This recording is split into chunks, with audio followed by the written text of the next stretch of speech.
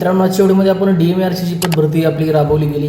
तर पहिली जी response sheet आहे अवेलेबल झालेली आहे, आपल्या सर्वांनी डाउनलोड केली असेल. काही महत्त्वाचे रिस्पॉन्स ज्यांना ऑब्जेक्शन घ्यायचं असेल किंवा ते ऑब्जेक्टिव्ह असतील की जे ऑब्जेक्शन घेण्यासारखे असतील, तर आपल्यापैकी लोकांनी ऑब्जेक्शन घेतले असतील. आता सेकंड आन्सर की जे आहे थोड्या दिवसांमध्ये अवेलेबल होऊन जाईल आणि नॉर्मलायझेशन लागूनच कदाचित ही आन्सर की जेव्हा अवेलेबल होईल तेव्हा तुमचा जो फायनल रिझल्ट आहे त्यावरून तुम्हाला कळेल. मागच्या वर्षीचा जर आपण ट्रेंड बघितला तर मागच्या वर्षी 2023ला ही भरती जेव्हा राबवली गेली तर आपल्या फार्मसी ऑफिसर या पोस्टसाठी काही शिफ्टचे जवळपास 13 ते 14 मार्क वाढले होते. काही शिफ्टचे 4 ते 5 मार्क जे आहे ते वाढले किंवा कमी झाले. अशा पद्धतीचा नॉर्मलायझेशनचा इफेक्ट जो आहे मागच्या 2023च्या भरतीमध्ये आपल्या औषध निर्माण अधिकारी या पोस्टच्या ज्या आहेत त्या रिक्रुटमेंट पोस्टमध्ये आपल्याला बघायला भेटला.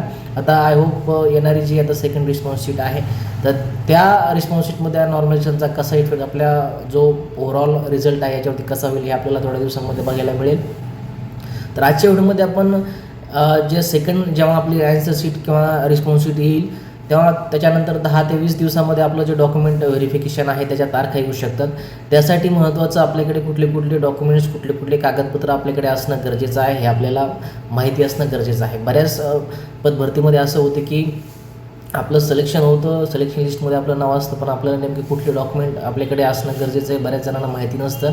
आता पासआउट झालेले विद्यार्थी असतील त्या बऱ्याच जणांना माहिती नसतं कुठल्या डॉक्युमेंटची कुठली रिन्यूची डेट आहे, कुठले डॉक्युमेंट जे आहेत आपल्याला रेग्युलर बेसिसवरती रिन्यू करावे लागतात, कुठले डॉक्युमेंट जे आहेत ते आपल्याकडे ओरिजिनल कॉपीमध्ये अवेलेबल असणं गरजेचं. या सर्व गोष्टीची माहिती तुम्हाला मी आजच्या व्हिडिओमध्ये देईल. मागचं जे डॉक्युमेंट व्हेरिफिकेशन झालं होतं 2023-24ची जी पद्धत झाली होती त्याच्यामध्ये काय महत्त्वाचे डॉक्युमेंट्स विद्यार्थ्यांना लागले होते याची महत्त्वाची लिस्ट जी आहे ती तुम्हाला आजच्या व्हिडिओमध्ये मी डिस्कस करेन. त्याचबरोबर जर पॉसिबल झालं तर नेक्स्ट व्हिडिओमध्ये काही महत्त्वाचे जेही डॉक्युमेंट्स आहेत ते तुम्हाला लाईव्ह मी दाखवून देईल की अशा पद्धतीचे जे आहेत ते डॉक्युमेंट असतात ते की तुम्हाला येणाऱ्या पद्धतीसाठी महत्त्वाचे ठरतील. बऱ्याच जणांचं असं असतं की जे डॉक्युमेंट्स आपण अपलोड करताना जे दिले असतील काही जणांचे डॉक्युमेंट्स गहाळ झालेले आहेत किंवा काहींचे हरपलेले डॉक्युमेंट असतात, काही जणांना नेमकं माहिती नसते की कुठली कॉपी आपल्याला जोडायची असते. या सर्व महत्त्वाच्या गोष्टीची अपडेट तुम्हाला मी आजच्या व्हिडिओमध्ये देईल. त्याच्यामुळे व्हिडिओ खूप केअरफुली बघा. व्हिडिओ तुमच्यासाठी खूप महत्त्वाचा होणार आहे. ज्या लोकांना आत्ताच्या भरतीमध्ये चांगले मार्क्स आलेले आहेत, ज्या लोकांना वाटतं की माझं सिलेक्शन जे आहे येणाऱ्या भरतीमध्ये होईल, तर त्या सर्व लोकांनी त्याचबरोबर जे लोक प्रिपरेशन करतात येणाऱ्या भरतीसाठी तर त्या सर्व लोकांसाठी हा व्हिडिओ महत्त्वाचा होणार. त्याच्यामुळे व्हिडिओ केअरफुली बघा. तर आता आपण जे डिस्कस करतो आहे हे मागच्या पद्धतीमध्ये जे डॉक्युमेंट्स आहेत ते डॉक्युमेंट व्हेरिफिकेशनसाठी गेलेल्या विद्यार्थ्यांना डॉक्युमेंट्स लागले होते आणि PDF सुद्धा हे डॉक्युमेंट जे आहेत ते मेन्शन केलेले आहेत. त्याच्यामुळे ही लिस्ट जी आहे त्याला केअरफुली बघा.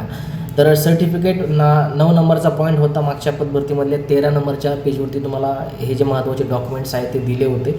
त्याच्यामध्ये डॉक्युमेंट्स देत असताना पहिल्यांदा नॅशनॅलिटी सर्टिफिकेट जे आहे ज्याला आपण डोमिसाईल म्हणतो असं नॅशनॅलिटी सर्टिफिकेट तुम्हाला लागेल. व्हॅलिड पासपोर्ट फोटो तुम्हाला तिथे लागतील जे की तुम्ही अपलोड करताना दिले होते. त्याच्यानंतर स्कूल लिव्हिंग सर्टिफिकेट हे तुम्हाला तिथे दिलं होतं, त्याच्यावरती तुमची नॅशनॅलिटी मेन्शन जे आहे ते केलेली असते. तर हे देत असताना तुमची नॅशनॅलिटी रिफ्लेक्ट जर तुम्हाला करायची असेल तर यापैकी कोणतेही डॉक्युमेंट तिथे तुम्हाला जे आहे ते व्हॅलिड कन्सिडर केलं जाईल. त्याच्यामुळे तुम्ही तुमचं नॅशनॅलिटी सर्टिफिकेट म्हणजे डोमिसाईल सर्टिफिकेट जे आहे ते देऊ शकता किंवा व्हॅलिड पासपोर्ट देऊ शकता ज्याच्यावरती तुमची नॅशनॅलिटी मेन्शन केली असेल किंवा स्कूल लिव्हिंग सर्टिफिकेट असेल त्याच्यावरती सुद्धा तुमची जी नॅशनॅलिटी आहे ॲज अ इंडियन ती मेन्शन केली असते. तर यापैकी कोणतीही एक सर्टिफिकेट जे आहे ते तुम्ही देऊ शकता ज्याच्यावरती तुमची नॅशनॅलिटी मेन्शन केलेली आहे अशा.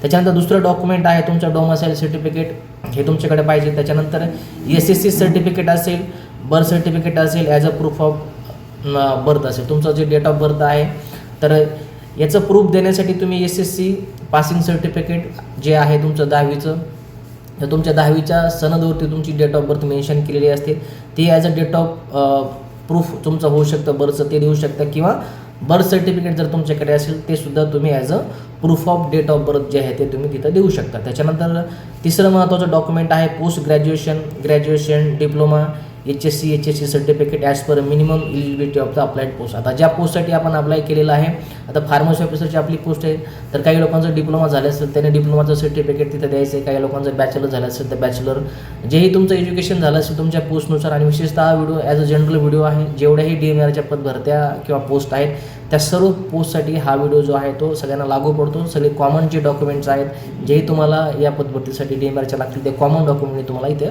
सांगतो. तर आपल्या फार्मसी ऑफिसरसाठी डिप्लोमा असतील, डिग्री असतील किंवा पोस्ट ग्रॅज्युएशन जे तुम्ही क्वालिफिकेशन दिले तर ते तुम्हाला तिथं डिग्रीचं सर्टिफिकेट लागेल. बाकीचे जे फील्डचे विद्यार्थी त्यांचं जेही क्वालिफिकेशन त्यांनी तिथे दिलेलं आहे तर त्याचे सर्टिफिकेट तिथे लागतील. त्याच्यानंतर for the requirement all the marksheet, तुमच्या ज्याही मार्कशीट तुम्ही दिलेले आहे तर त्या मार्कशीट लागतील तुम्हाला. रजिस्ट्रेशन सर्टिफिकेट त्याची रिसिप्ट आणि त्याचं रिन्यूची काही डेट्स असतील काउन्सिलच्या तर ते द्यायचे आहेत. आता आपलं फार्मसी काउन्सिलचं जे रजिस्ट्रेशन सर्टिफिकेट आहे, काही लोकांनी आता जे फ्रेशर असतील त्यांनी अप्लायकेशन केलं असेल त्याची जर रिसिप्ट तुमच्याकडे असेल तर तुम्ही रिसिप्ट देऊ शकता. इथं तसं दिले त्याप्रमाणे. आणि जेव्हा 1-2 वर्षाचा तुम्हाला कालावधी दिला जाईल त्यावर तुम्हाला तुमचं जे ओरिजिनल सर्टिफिकेट आहे आपलं PCIचं ते तुम्हाला तिथं सादर करावं तुम्हाला लागेल. तर सर्टिफिकेटमध्ये तुमचं आपलं फार्मसीसाठी PCIचं रजिस्ट्रेशन सर्टिफिकेट महत्त्वाचं आहे. ज्या लोकांचं नर्सिंग आहे त्यांच्यासाठी त्या ज्याही महत्त्वाचे सर्टिफिकेट असतात ते रिस्पेक्टिव्ह काउन्सिलचे सर्टिफिकेट तुम्हाला तिथे द्यावे लागतील. त्याच्यानंतर मेडिकल फिटनेस सर्टिफिकेट जर रिक्वायरमेंट असेल तर ते तुम्हाला तिथं द्यावं लागेल. कॉन्स्टिट्यूशनल रिझर्वेशन क्लेम तुम्ही केलं असेल, कॅटेगरीचे विद्यार्थी असेल तर तुम्हाला कास्ट सर्टिफिकेट लागेल, कास्ट व्हॅलिडिटी लागेल. जे कॅटेगरीसाठी निडेड डॉक्युमेंट्स आहेत त्याही पोस्ट तुम्ही रिझर्वेशनमध्ये जर बेनिफिट त्याचा घेणार असाल तर तुम्हाला कास्ट सर्टिफिकेट, कास्ट व्हॅलिडिटी ह्या गोष्टी तिथं असणं तुमच्याकडे गरजेचे आहे. तसं खाली मेन्शन केलेलं आहे. कास्ट सर्टिफिकेट असेल, कास्ट व्हॅलिडिटी असेल, नॉन क्रिमिनल हे सुद्धा सर्टिफिकेट आपल्या सर्व कॅटेगरीच्या विद्यार्थ्यांसाठी खूप महत्त्वाचं आहे. नॉन क्रिमिनल सर्टिफिकेट जर आपण तिथं जर सादर केलं नाही तर आपला फॉर्म ओपनमधून कन्सिडर केला जातो. त्याच्यामुळे हे सुद्धा डॉक्युमेंट अत्यंत महत्त्वाचं आहे आणि त्याला विशेषतः 3 वर्षानंतर किंवा 1 वर्षानंतर तुम्ही त्याला रिन्यू करू शकता. काही लोकांनी 1 वर्षानंतर जे नॉन क्रिमिनल बनवले असतील तर ते 1 वर्षापर्यंत व्हॅलिड असतात आणि तुम्ही 3 वर्षापर्यंतसुद्धा नॉन क्रिमिनल काढू शकता. हे अशा पद्धतीचं डॉक्युमेंट हे आपल्याला इयरली जे आहे ते रिन्यू करावं लागतं. जे लोक नवीन आहेत ज्यांना माहिती नाही तर नॉन क्रिमिनल हे अत्यंत महत्त्वाचं डॉक्युमेंट्स आहे. कॅटेगरीच्या जर बेनिफिट तुम्हाला घ्यायचं असेल तर तुमच्याकडे नॉन क्रिमिनल हे सर्टिफिकेट लागणं तुमच्याकडे लागतं. डॉक्युमेंट व्हेरिफिकेशनसाठी हे खूप अत्यंत महत्त्वाचं डॉक्युमेंट्स आहे. त्याच्यानंतर eligibility certificate for EWS category issued by the appropriate authority. आता हे ज्या EWS कॅटेगरी आहे त्याच्यासाठी काही महत्त्वाची इलिजिबिलिटी सर्टिफिकेट लागत असतील तर ते सुद्धा तुम्हाला रिस्पेक्ट टू तुमच्या ज्याही महत्त्वाच्या ऑथॉरिटीज आहेत तर तिथून तुम्हाला ते रिसिव्ह करायचे आहेत किंवा इश्यू करायचे आहेत. त्याच्यानंतर पॅरलल रिझर्वेशनचा बेनिफिट तुम्ही घेतला असेल तर जे निडेड डॉक्युमेंट्स आहेत त्याच्यामध्ये पुन्हा आणखी त्यांनी PAP, PWD, त्याच्यानंतर स्पोर्ट पर्सन असतील, एक सर्व्हिसमॅन असतील किंवा ऑर्फन लोकांनी अप्लाय केलं असेल, अनाथ कॅटेगरीमध्ये असतील किंवा स्पोर्ट कॅटेगरीमध्ये असतील, भूकंपग्रस्त, प्रकल्पग्रस्त, ज्याही कॅटेगरीमधनं किंवा ज्याही कॅटेगरीमधून तुम्ही जागेचा बेनिफिट घेत असाल तर ते रिस्पेक्टिव्ह डॉक्युमेंट्स किंवा त्याचं जे सर्टिफिकेट आहे ते तुमच्याकडे असणं गरजेचं आहे.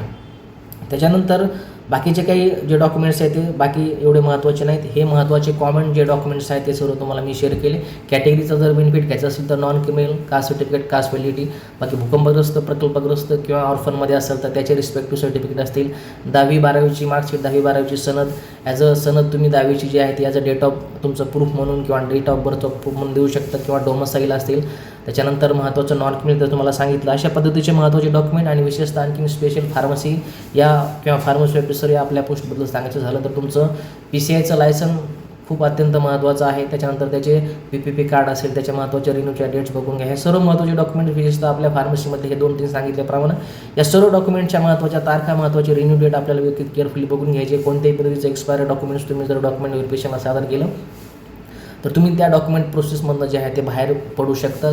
जेही पद्धतीचे जे मेंबर असतील तर ते त्या पद्धतीने जर तुम्हाला ट्रीट नाही केले किंवा ॲडजस्ट करून जर घेतलं नाही तर तुम्हाला कदाचित या प्रोसेसमधनं बाहेर पडावं लागेल. त्याच्यामुळे डॉक्युमेंट व्हेरिफिकेशन ही अत्यंत महत्त्वाची स्टेप आहे. आतापर्यंत तुम्ही एवढे हार्ड मेहनत घेऊन रिझल्ट क्लिअर करून तिथपर्यंत गेलेले असतात. त्याच्यामुळे कुठेही आपल्या स्वतःच्या चुकीमुळे आपण या प्रोसेसमधनं बाहेर पडता कामा नये. त्याच्यामुळे प्रत्येक डॉक्युमेंट केअरफुली बघणं गरजेचं आहे. प्रत्येक डॉक्युमेंटची एक्सपायरी डेट कधी आहे, कुठलं डॉक्युमेंट व्हॅलिड आहे किंवा नाही, या पद्धतीनं तुम्ही व्यवस्थित दोन्ही डॉक्युमेंटचे एक ओरिजिनलचा सेट तयार करून तिथे ठेवणे, त्याचबरोबर सेम पद्धतीचा झेरॉक्सचा सेट करून ठेवणे, अशा पद्धतीचे 2 महत्त्वाचे सेट करून आपल्या व्यवस्थित एका फाईलमध्ये तुम्हाला व्यवस्थित अरेंज करून ठेवायचे.